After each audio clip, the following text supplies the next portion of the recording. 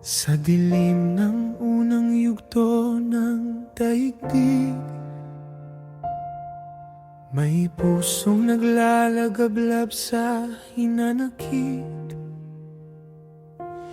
Isinilang sa trono ng mga diwata, ngunit tinakasan ng yakap ng kapatid na amihan. Sa bawat hampas ng hangin siya'y nasaktan, sa bawat luha po'y ang kapalit niyan.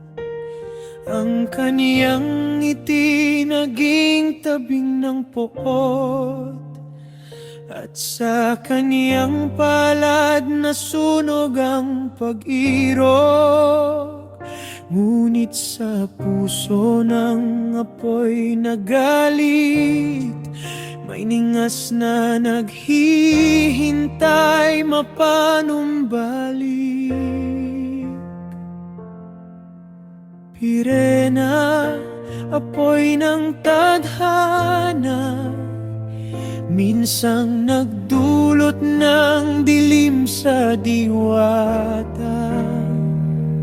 Ngunit sa iyong pagbangon, liwanag ang iyong naging ambon. Pirena, bayani ng apoy.